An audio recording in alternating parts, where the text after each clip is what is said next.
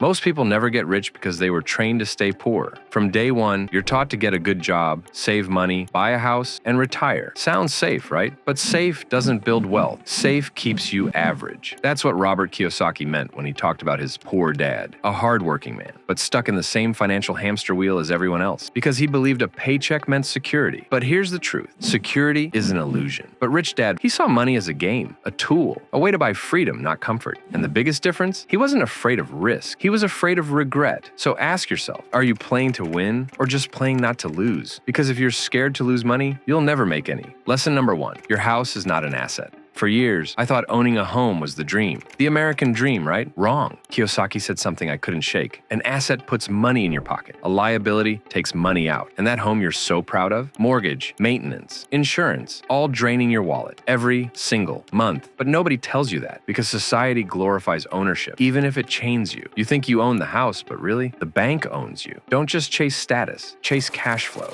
If it doesn't pay you monthly, it's not an asset. Lesson number 2, the school system is financially broken. School never taught you how to make money. It taught you how to obey, how to memorize, how to follow the rules, not how to build wealth, not how to invest. So we graduate financially illiterate, and then we're thrown into a world of credit cards, loans, taxes, and inflation, completely unarmed. And we wonder why we struggle? Because the system was never designed to make you rich. It was designed to make you useful. Real financial education starts when school ends. And if you don't teach yourself money, money will teach you pain. Lesson number 3, the rich don't work for money. This one messed with my head because I thought hard work was the answer. Clock in, clock out, do overtime, hustle. But Rich Dad flipped that. He said, don't work for money. Let money work for you. At first, it felt like a scam, like a rich guy cheat code. But then I realized when you trade time for money, there's always a ceiling. Your hours are limited. Your energy runs out. But assets, they don't sleep. They don't get tired. They pay you, whether you're awake or on a beach. So what are you doing? Working harder for dollars or building something that earns while you breathe? Stop thinking like an employee. Start thinking like an owner. That's when your life starts to shift. Lesson number 4, you're already paying a price. You just don't realize it. People say investing is risky, but have you ever added up what not investing is costing you? Every year you wait, inflation eats your saving. Every month you delay, you miss compound growth. You think staying where you are is safe, but it's not. You're already paying a price. Choose the one that leads somewhere. Lesson number 5,